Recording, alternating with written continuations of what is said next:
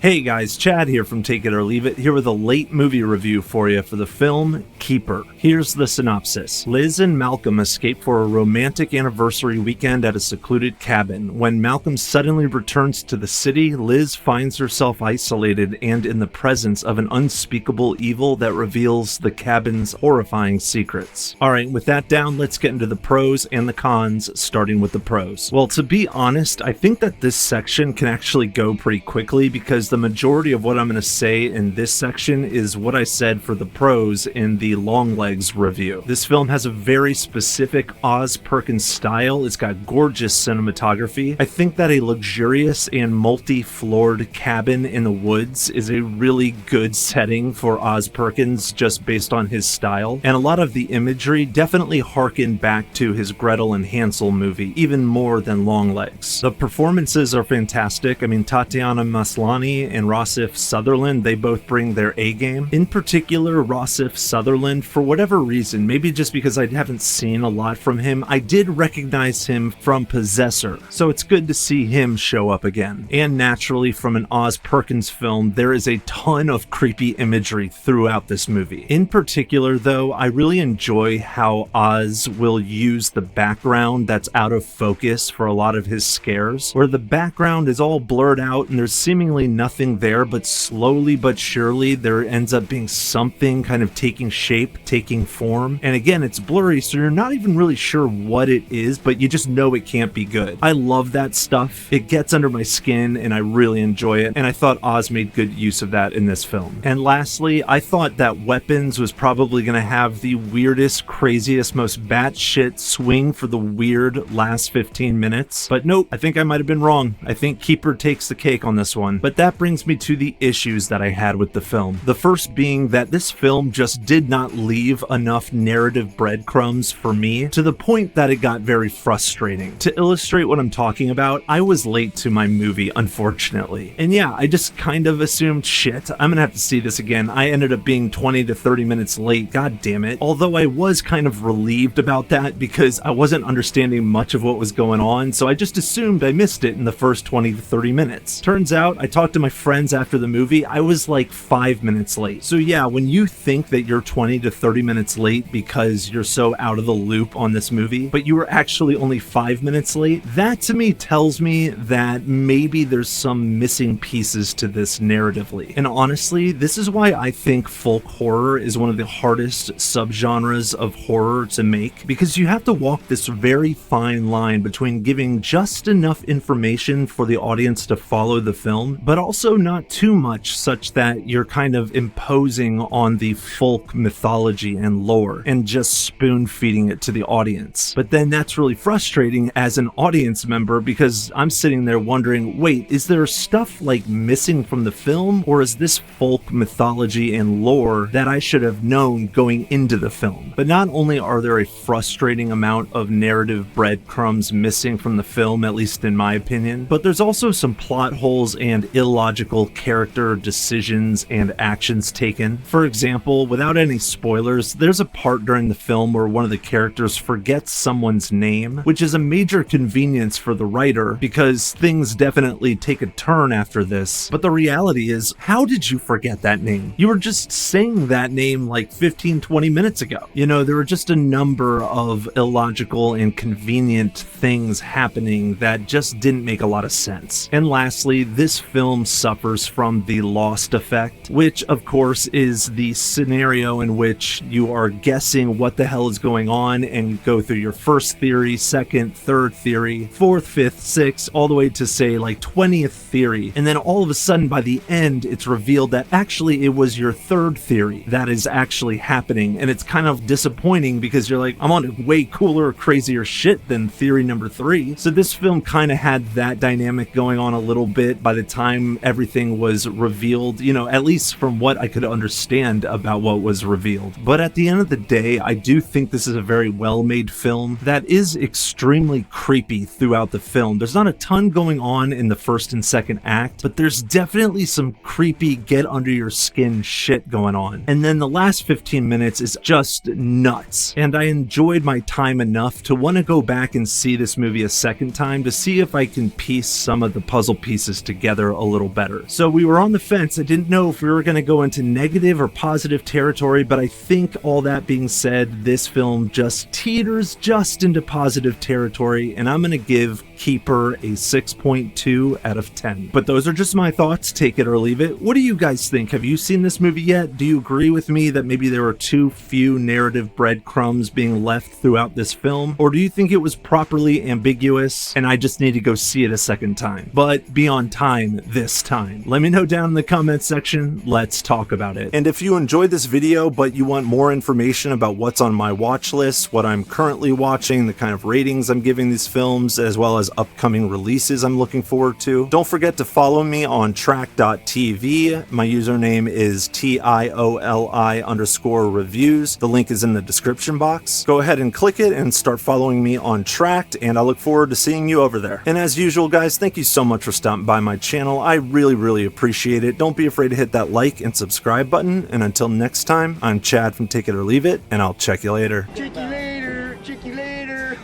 Hey, man, get off my case. Oh, man. Chicks don't want to hear that shit.